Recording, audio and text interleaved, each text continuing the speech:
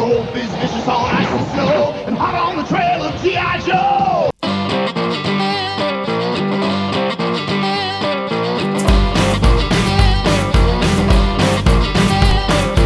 Yo, Joes!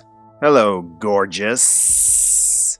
A while ago, I did a review for the Ultimate 80s Snow Joe toy, 1985's G.I. Joe Snowcat. In 87, Cobra got their counterpart to the Arctic half-track in the Cobra W.O.L.F. I never owned the original, but in 2014 picked up the 50th anniversary reissue, which was packed with an Arctic repaint of the Skyhawk, aka Ghost Hawk, as part of the Battle Below Zero set. Some vehicles, like the Ghost Hawk, are major retools of the originals, but the W.O.L.F is almost exactly the same as the original because you can't beat a classic. Since I'm picky about which vintage toys I pick up, I jumped at the opportunity to own a fresh, minty, brand new Cobra W.O.L.F that was almost exactly the same as the 1987 original. Some of the Joe vehicles had names that fit the vehicle perfectly, but instead of just using it as the name, they turned it into an acronym, as if it was pure luck that the letters spelled out something cool and appropriate. The Cobra W.O.L.F is an acronym for Winter Operations Land Fighter. The acronym on the box is different from the one on the vehicle though, and that one isn't much better. Winter Operational Light Fighting. I guess that's better than Wild, Obliterating, Laser, Firing Vehicle. The W.O.L.F never appeared in the original run of the Real American Hero Sunbow cartoon, and the only animated footage I can find of it is from the toy commercial, since I can't endure searching through the Deke series. If you want to see the W.O.L.F kicking some ass, it's Larry Hama to the rescue, as it's featured in issue 68 of the original G.I. Joe, A Real American Hero Marvel comic. To counter the Snowcat's Snowpedos, the W.O.L.F has two of its own. Unlike the Snowcat though, this is just one solid piece. Also like the Snowcat, the W.O.L.F has a missile launcher rack with 4 missiles that slide into place, but this rack can be hidden inside the body of the vehicle. The W.O.L.F edges out the Snowcat in firepower with a rear-mounted machine gun, which turns 360 degrees and swivels up and down.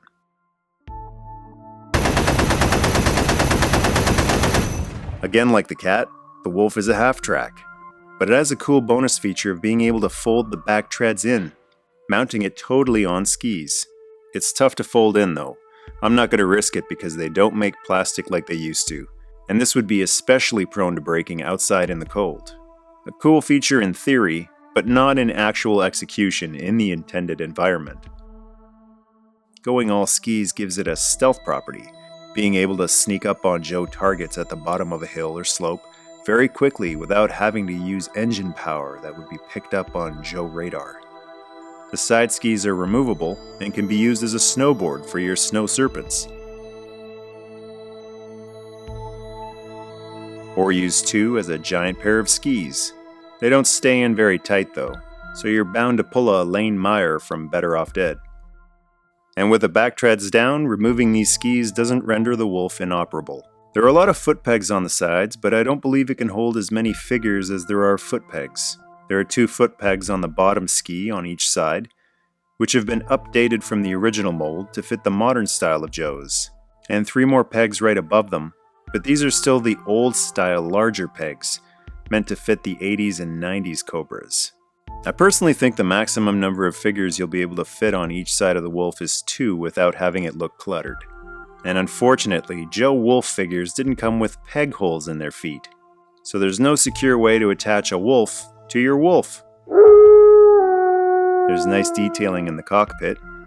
There's room to hold 2 modern figures.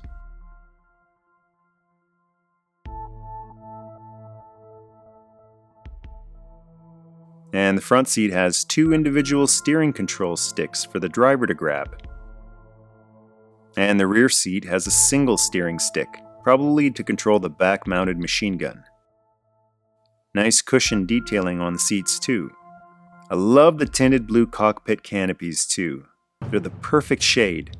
Not too dark so that you can barely see the drivers, like they did on the G.I. Joe Eaglehawk helicopter.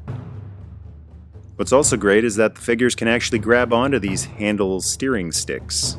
In some areas, especially the arms, the modern figures don't have as much articulation and range as the original figures did, and they have trouble grabbing steering wheels and steering sticks, but no problem here. There's also plenty of space for modern figures. I love it when modern figures have ample headroom in these vintage vehicles. Probably has something to do with the fact that it's a very small world when you're 6'2" like myself. The Snow Serpent is one of the bulkier modern figures, and I'm happy to say he fits in there quite nicely. Not too much finagling required. Like the original, the reissue Wolf includes an Ice Viper figure. I don't have the original to compare, but here's a shot courtesy of GeneralJoes.com, and he includes several accessories, most of which I've misplaced because I just use him as a Wolf driver. But here's a shot of all the stuff he comes with, courtesy of General Joe's. He also comes with 2 guns, an assault rifle and a little pistol, and a stand with his name on it. Another nice touch is that the fur collar and bandolier, which were molded onto the original figure, are now a removable piece. Like the original figure, he includes a pair of sai, which can be attached to the sides of his legs, and like the original figure, they don't stay on there very securely.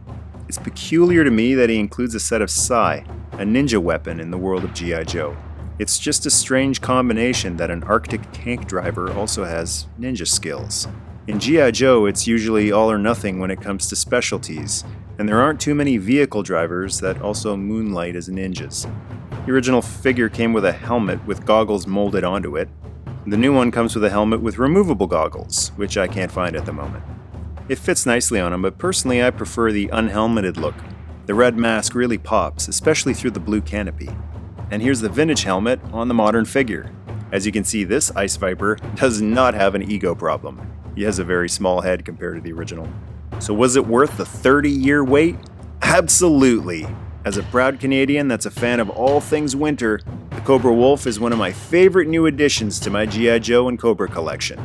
The reissue has barely any updates to it.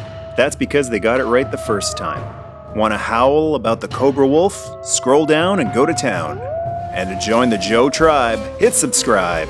Yo, Joe!